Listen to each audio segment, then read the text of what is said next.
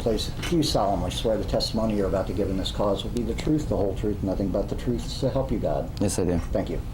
Will you go ahead and state your name for the record? Clinton Frederick Britton, Jr. And Clinton, we're here to talk about some accusations that were made back when you were a child regarding Curtis Hanson. When is the first time that you remember someone asking you about being molested? When I was living with the Dorseys, about 9 years old. Why were you living with the Dorseys? I was in a foster home. That was one that they provided for me. Do you remember who was asking you about being molested? My social worker, Don Mantal. And what did you say to him? I really didn't say anything to him. He came to me and asked me, you know, pretty much telling me he knows why I was acting the way I was acting, and pretty much telling me that I was molested. My brother Chuck had said so, and I didn't know what to think. Either my brother Chuck was saying that because he was in trouble, is what my original thought was, until I figured out that after I talked to my brother Chuck that that's not what it was, that Don had came to him saying the same thing, and then that's when I started protesting to it.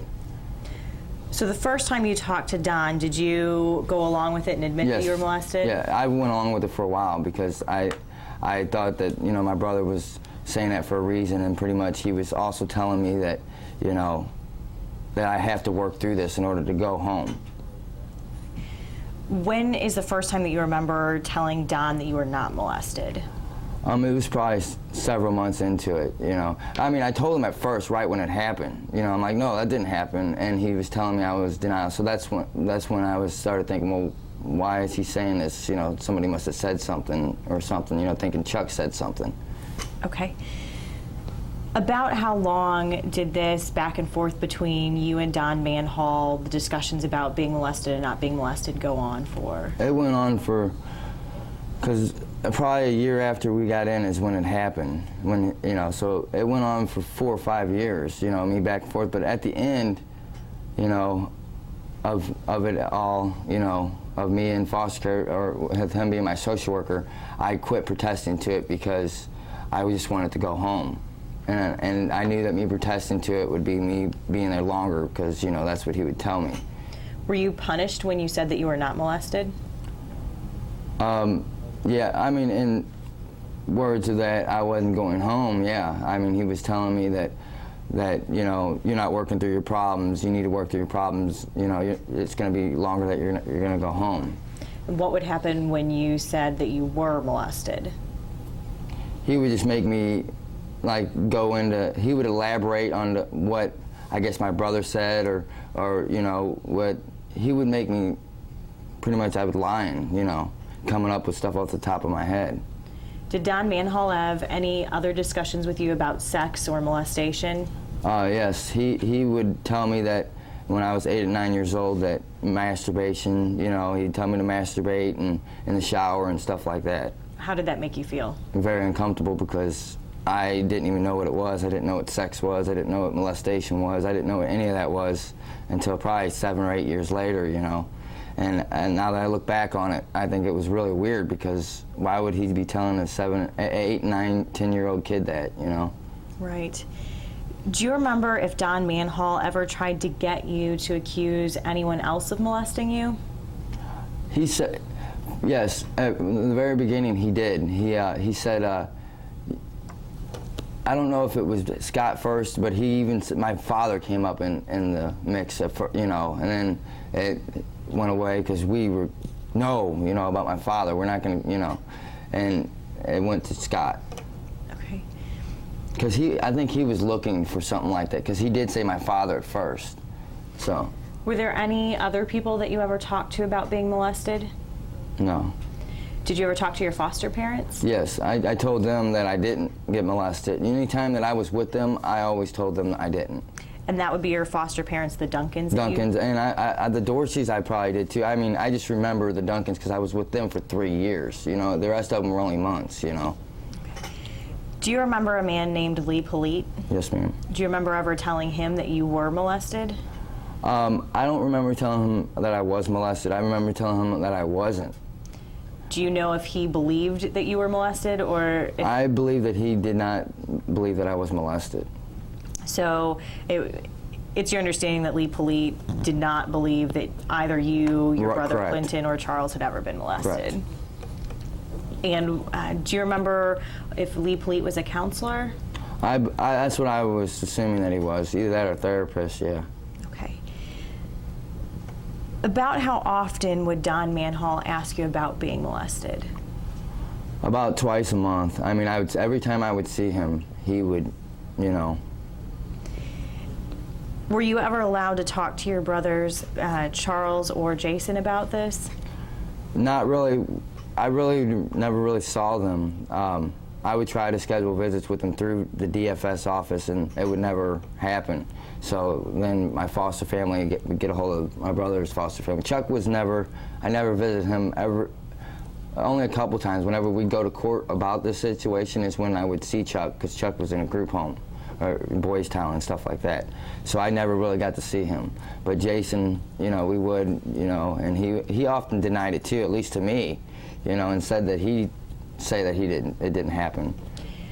When you would have discussions about being molested, was it a regular occurrence that discussions about you going home would also occur? Oh, yes. Would all you the say time. that was every time? Every that you time. talked? Okay. For sure, every time if I denied it, for sure, that I wasn't going home would be brought up. Do you remember going in front of a grand jury and testifying? Yes, ma'am. Do you remember about how old you were at that time? Like I said, between 8 and 10. What happened at that grand jury hearing? Well, we were sitting on the bench, you know, prior to going into the grand jury, and I remember Don giving us each a Boatman's Bank envelope, white envelope that had $10 in it, and he said we're all getting that and some gingerbread cookies. I don't know if he said this is for testifying, but he said just go in there and tell them what we talked about, and you know, you guys will be going home, is what he said. And this was before you testified? Before I testified. And the Dorseys, because I never got the gingerbread cookies, because like I said, the Dorseys were bad people. You know, those weren't people that be foster family. They made fun of me when I cried and all that. I remember her specifically taking the box of gingerbread cookies from Don, and you know, and doing whatever she did with them. I never got them, so. When you went in front of the grand jury, was there someone who asked you questions? Yeah, I don't recall who. I just remember 10 judges. I don't know if each one of them asked me a question or anything. I just remember going in front of them. Were those questions that you were asked questions where you would have to explain what happened, or where you would just agree or disagree to what the person was saying? I just remember saying yes and no. I don't remember elaborating on anything in front of them. So you would characterize them as leading questions? Right. Do you remember what, if anything, happened after the grand jury? I don't remember anything. The only thing I can remember after is, like I said, when I got home and he had the box of gingerbread cookies to the mother, I forgot her name. Cheryl Dorsey, I think is her name. Okay.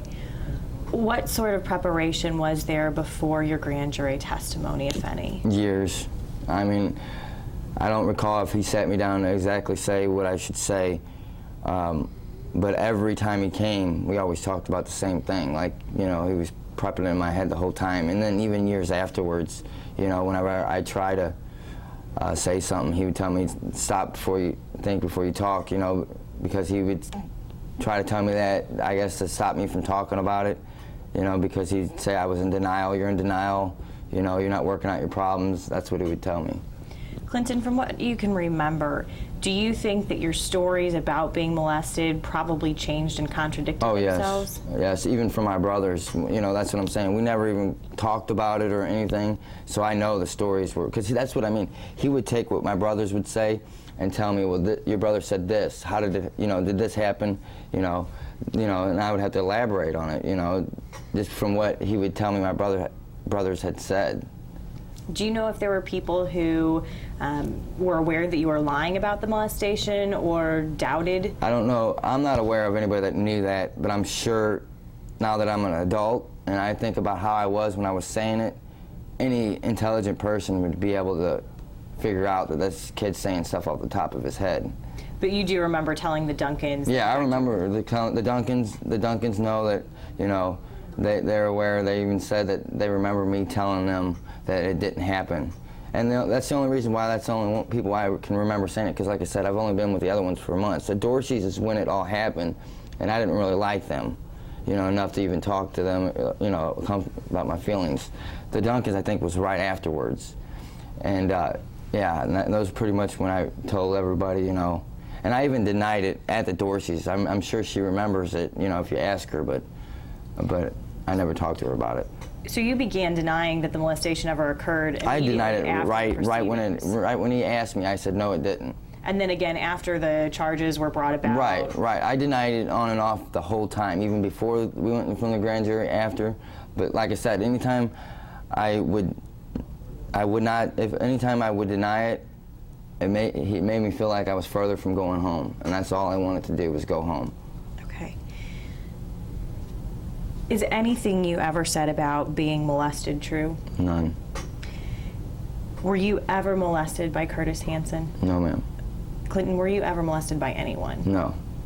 That's all I have. Thank you. All off the record.